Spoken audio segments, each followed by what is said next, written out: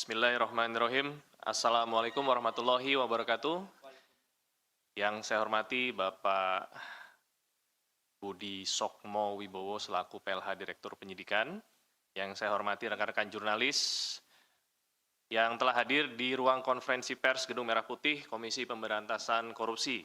Pada sore hari ini, KPK akan menyampaikan rilis pengumuman perkara pengadaan barang dan jasa pada salah satu bank BUMD milik Pemprov Jawa Barat dan Banten yang lengkapnya akan disampaikan oleh Bapak Budi Sokmo. Untuk waktu dan tempat kami persilakan.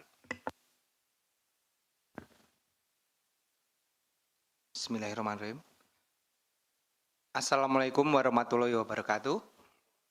Terima kasih Mas Desa atas waktu dan tempatnya untuk saya menyampaikan terkait rilis penyidikan perkara pengadaan barang dan jasa di Bank Jabar Banten. Jadi KPK per tanggal 27 Februari 2025 telah menerbitkan 5 buah seprindik, yaitu nomor 13 sampai dengan 17 untuk 5 orang tersangka. Tersangka ini 2 orang dari pejabat Bank Jabar Banten, kemudian 3 orang dari swasta. 2 orang tersebut adalah Saudara YR, jabatannya selaku Direktur Utama Bank Jabar Banten, kemudian yang kedua adalah Saudara WH, pimpinan Divisi Korsek Bank Jabar Banten. Kemudian 3 orang swasta ini adalah pemilik agensi iklan, yaitu Saudara ID, pemilik agensi Arteja, Mulyatama, dan Cakrawala Kreasi Mandiri. Kemudian Saudara S adalah pemilik agensi BSC dan WSBE.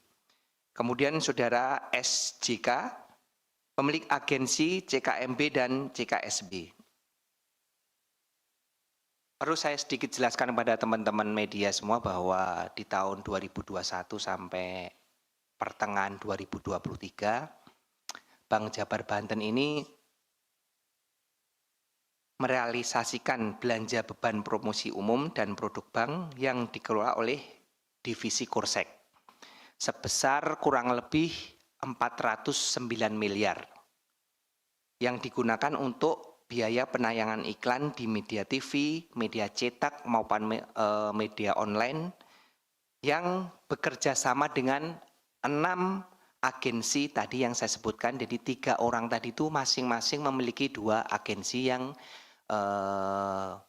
memenangkan sebagai pihak vendor yang menerima pekerjaan penempatan iklan oleh Bank Jabar Banten. 6 agensi tadi secara rinci masing-masing menerima PT CKMB 41 miliar, kemudian CKSB 105 miliar, PT AM 99 miliar, PT CKM 81 miliar, PT BSCA 33 miliar, dan PT WSBE 49 miliar. Dari proses penyelidikan dan penyidikan yang kami laksanakan, kami menemukan fakta bahwa lingkup pekerjaan 6 agensi ini ternyata hanya menempatkan iklan sesuai dengan permintaan Bank Jabar Banten. Serta kami temukan juga bahwa penujukan agensi ini dilakukan dengan melanggar ketentuan pengadaan barang dan jasa.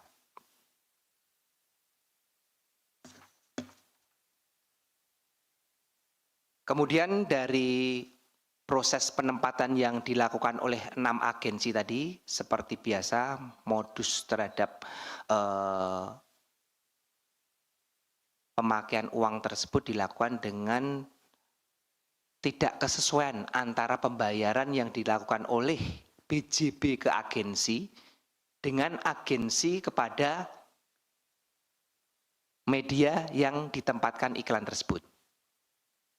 Jadi dari 409 tadi yang ditempatkan dipotong dengan pajak ya kurang lebih nanti jatuhnya 300 miliar.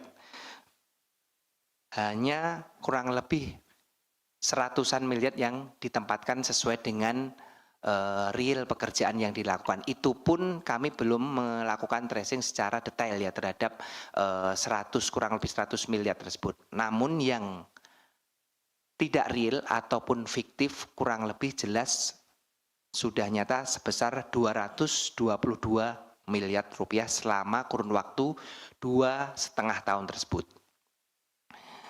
Adapun penggunaan uang tersebut memang di BJB ini ada suatu dari hasil penyidikan yang kami laksanakan kebutuhan-kebutuhan yang non-budgeter. Jadi Dirut Bank Jabar yaitu Saudara YR bersama-sama Saudara Widi ini melakukan kerjasama dengan agensi tersebut untuk bersepakat bagaimana untuk memenuhi dana non-budgeter tersebut. Akhirnya dibuatlah tadi suatu penempatan iklan yang sebenarnya PT BJB itu bisa langsung menempatkan ke media namun digunakan pihak agensi guna mengambil sejumlah uang tadi di 2,5 tahun kurang lebih 222 miliar. Adapun beberapa PMH yang telah kami temukan terhadap perkara ini adalah Saudara YR selaku Dirut bersama-sama dengan Widi Hartarto yang di sini adalah dia PPK-nya terhadap proses pengadaan barang dan jasa penempatan iklan tersebut mengetahui dan memang sengaja menyiapkan agensi-agensi tersebut untuk memenuhi kebutuhan dana budgeter sehingga penunjukan mereka pun tidak sesuai dengan peraturan yang berlaku di internal Bank Jabar Banten terkait dengan pengadaan barang dan jasa. Kemudian Dirut dan PPK mengatur pemilihan siapa-siapa agensi yang memenangkan penempatan iklan tersebut.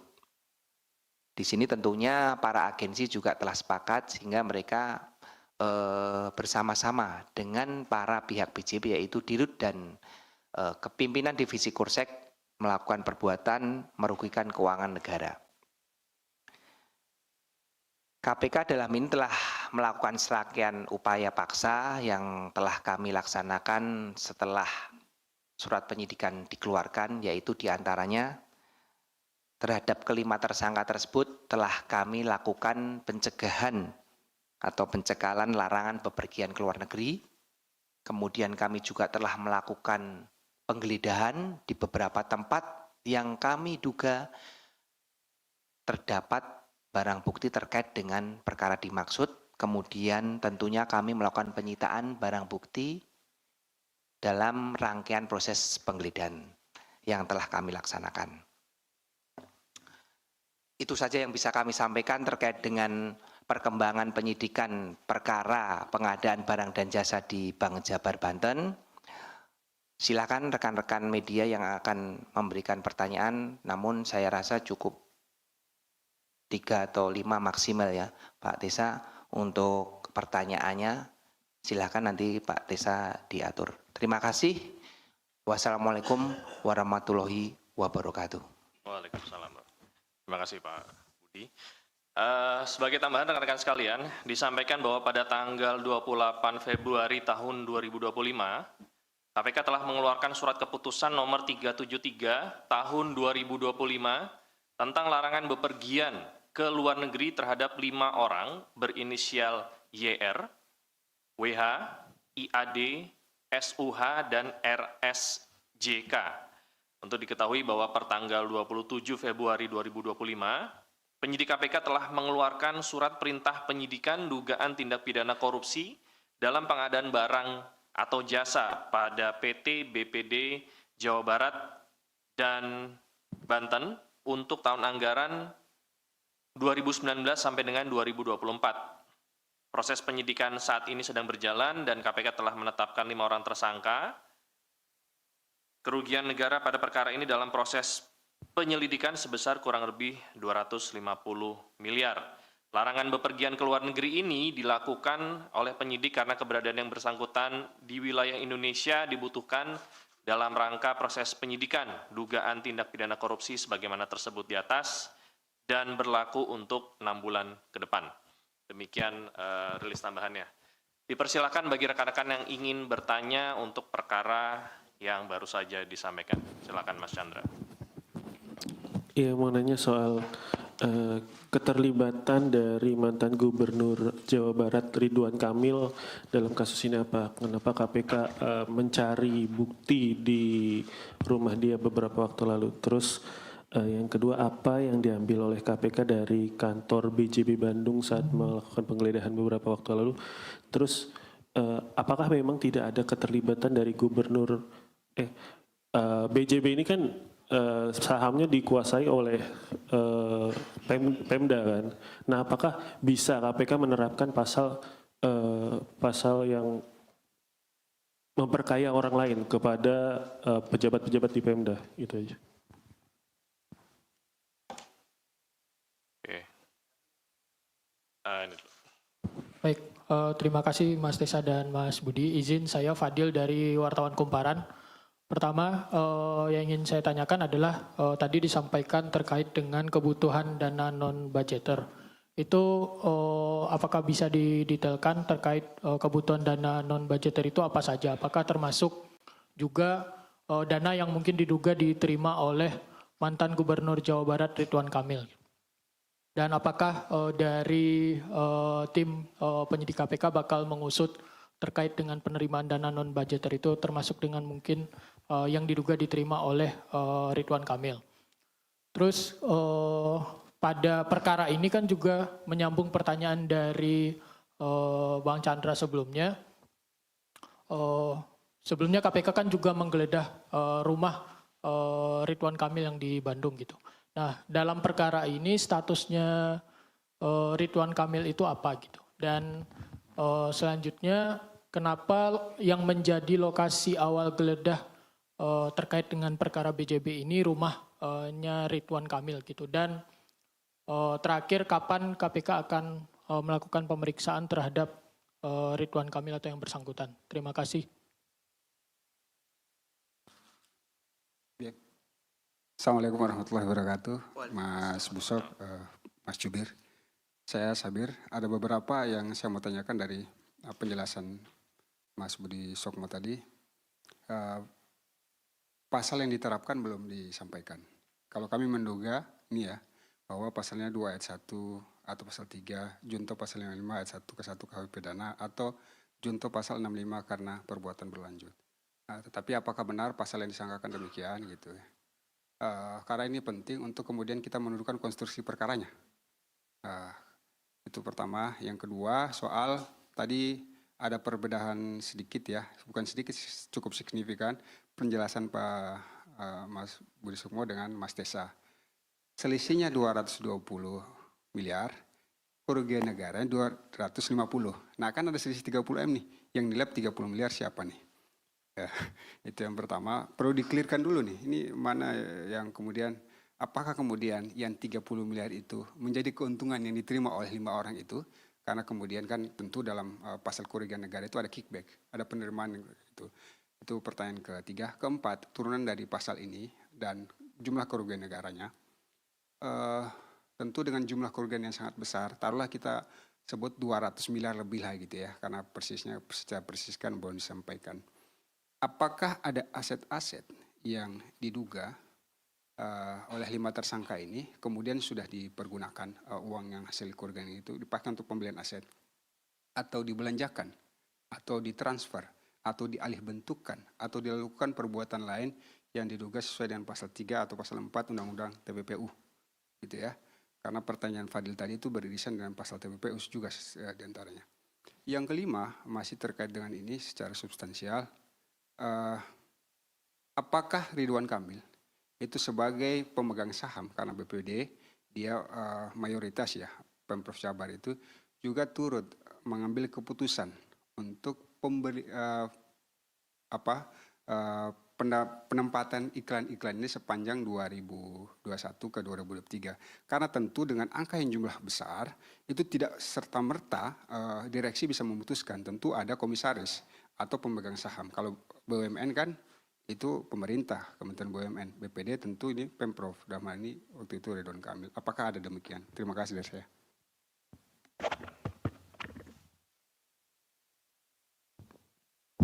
Tes, ya untuk nambahin aja.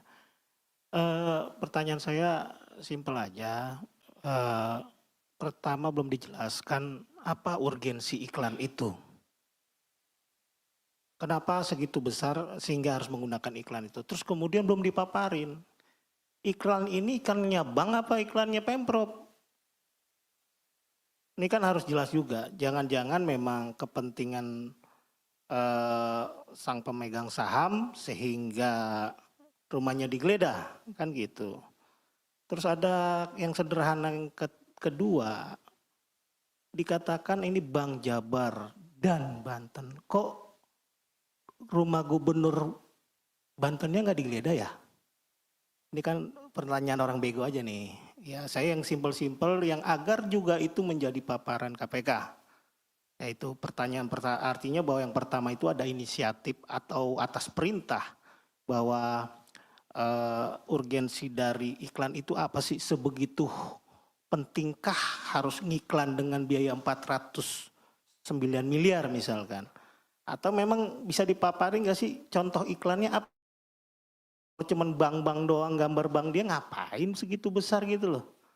Nah ini harus ada kejelasan bagi publik agar bisa mengetahui besarnya biaya itu, model iklannya kayak gimana gitu loh. Kalau orang kan bisa tahu pernikahan mewah tuh kayak gini gitu loh. Kalau pengiklanan 400 miliar tuh kayak gini gitu loh. Itu pertanyaan simpel, 2 pertanyaan saja. Terima kasih. Cukup ya? 4? Oke.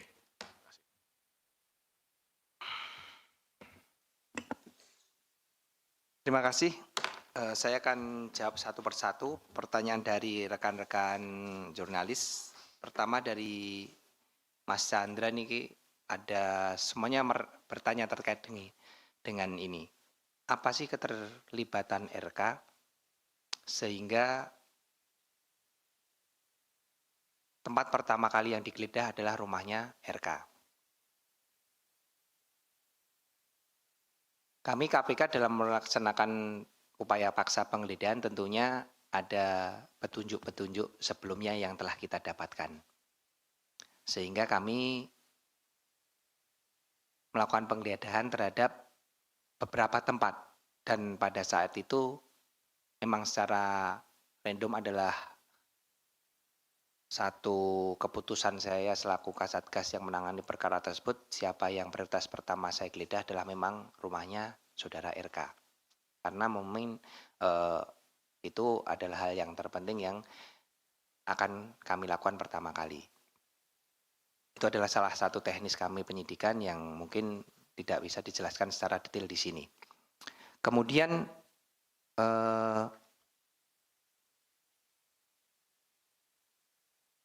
apa saja barang bukti yang didapatkan baik itu di rumah Pak RK maupun di kantor BJP.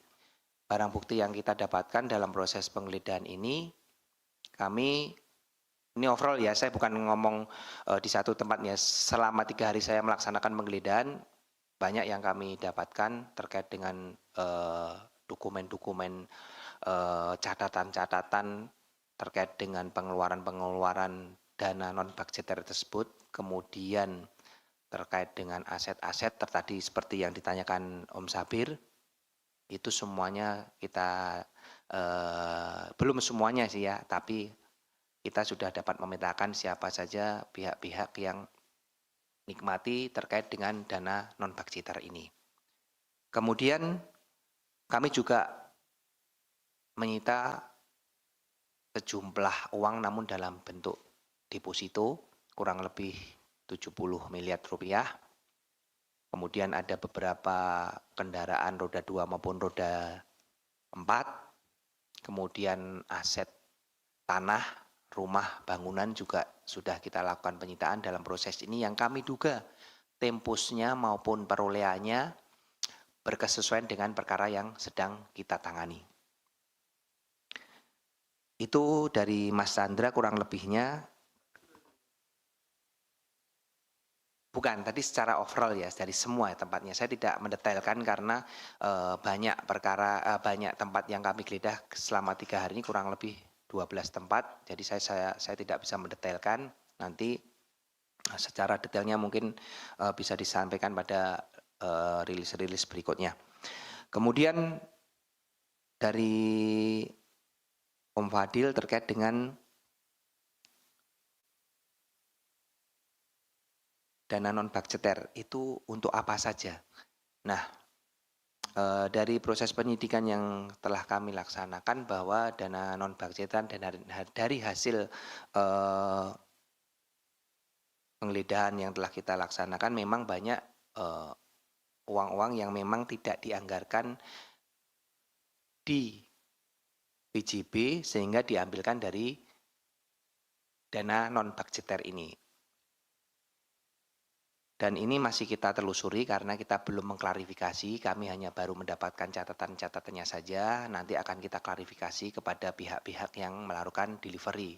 Ini kepada siapa, sesuai dengan catatan-catatan tersebut, kebenarannya, sehingga kami tidak bisa merilis terkait dengan detail siapa saja yang menerima terkait dana non-budgeter ini karena kita belum mengkonfirmasi terkait dengan catatan-catatan dari hasil penggeledahan yang kita temukan maupun dari transfer-transfer yang telah kita dapatkan dari PPATK. Kemudian Bapak RK ini statusnya apa? Kalau statusnya sampai saat ini beliau ya di dalam perkara ini saksi juga belum ya karena belum dipanggil saksi dan kapan akan dipanggil nanti pasti akan kita panggil karena di rumah yang bersangkutan beliau kita laksanakan penggeledahan dan ada beberapa barang bukti yang kita cita tentunya harus kita klarifikasi kepada yang bersangkutan. Terkait kapannya tentunya sesegera mungkin akan kami panggil untuk seluruh saksi-saksi terkait dengan hasil penggeledahan yang kami laksanakan untuk mengklarifikasi terhadap barang bukti yang kami ambil maupun kami sita dari tempat yang bersangkutan.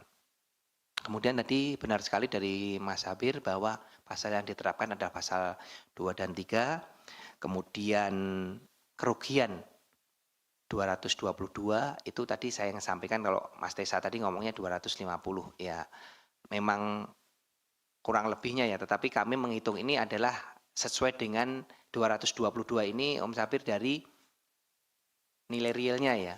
Jadi yang ditempatkan berapa, maksudnya yang dikeluarkan oleh BJB itu di dalam pembayaran itu kurang lebih berapa, detail, kemudian yang dibayarkan oleh agensi kepada media berapa, ini dikurangkan secara realnya sebanyak 222 miliar.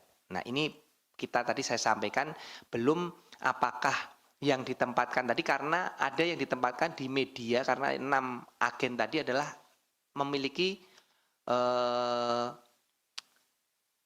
iklan juga, memiliki pekerjaan iklan juga. Apakah benar dikerjakan atau tidak kita belum mendalami. Jadi ini baru sesuai dengan bukti formilnya aja dari kwitansi yang dibayarkan BJB dibandingkan dengan kwitansi yang dibayarkan agensi kepada media. Secara materialnya apakah itu benar dikeluarkan yang ke media itu kita akan perdalam nanti dalam proses penyidikan.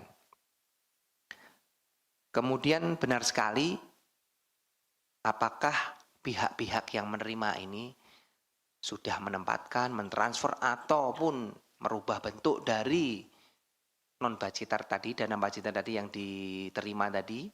Sejauh ini ada beberapa yang memang sudah dilakukan pentransferan, kemudian pembelanjaan, kemudian diatasnamakan orang lain, menggunakan nomini orang lain terhadap dana-dana tersebut. Dari hasil proses penggeledahan sudah kami temukan petunjuk tersebut dan akan kita perdalam nanti di proses penyidikan yang akan datang. Kemudian apakah RK sebagai pemegang saham juga turut mengambil keputusan. Sejauh proses penyidikan yang kami laksanakan dari tanggal 20 Februari yang kita lakukan, kami belum menemukan fakta tersebut. Di sini kami prosesnya baru melaksanakan tadi seperti pertanyaan sebelumnya terkait dengan penelusuran penggunaan uang tersebut. Jadi kami menggunakan follow the money. Uang-uang tersebut siapa saja yang menerima, kemudian digunakan untuk apa, apakah sudah dilakukan perubahan bentuk atau apa, baru sejauh itu. Terkait dengan pengambil keputusan saudara RK selaku pemegang saham, kita belum dapat menyampaikan hal tersebut karena memang belum kita temukan dalam proses penyidikan. Kemudian tadi terakhir dari Om Mario, pertanyaan, apa sih urgensi iklan tersebut? Terus iklan tersebut itu untuk iklan BJB atau iklan Pemprov? Kemudian iklan apa saja sih itu? Jadi supaya masyarakat tahu lah apa sih iklannya. Nah, kalau iklannya tersebut adalah iklan dari khusus untuk Bank BJB. Ini kami tadi sampaikan Mario secara formilnya ya dari data-data formil yang kita temukan. Namun faktanya kita belum klarifikasi apakah memang benar itu khusus untuk iklan-iklan BJB untuk mengiklankan mereka sehingga mereka bisa lebih terkenal lagi atau untuk kepentingan lain, ini akan kita perdalam. Kemudian kenapa hanya Gubernur Jabar saja, Saudara RK, yang dilakukan upaya paksa berupa penggeledahan? Kenapa Gubernur Banten tidak? Seperti yang saya sampaikan tadi Om Mario, bahwa kami melaksanakan proses upaya paksa berdasarkan dengan petunjuk-petunjuk yang telah kita dapatkan sebelumnya. Sejauh ini petunjuk-petunjuk yang kami dapatkan untuk dilaksanakan penggeledahan hanya tempat-tempat yang kami laksanakan penggeledahan di hari Senin dan Rabu kemarin. Di antaranya adalah rumah saudara RK. Sedangkan untuk kediaman ataupun rumah Gubernur Banten sejauh ini kami belum ada petunjuk ataupun clue terkait dengan hal tersebut. Mungkin itu yang bisa saya jawab terkait dengan pertanyaan rekan-rekan media. Saya rasa cukup. Terima kasih. Selamat berpuasa yang menjalankan ibadah puasa. Saya mohon maaf lahir dan batin. Wassalamualaikum warahmatullahi wabarakatuh. Waalaikumsalam. Sedikit ya, sedikit. Jadi untuk yang tadi saya bacakan sebenarnya bahannya itu dibuat sebelum proses penggeledahan. Jadi yang terupdate adalah yang dibacakan oleh Pak Budi Sokmo. Jadi ngikut KN-nya nanti ngikut yang disampaikan Pak Budi Sokmo tadi. Demikian ya, rekan-rekan. Kasus.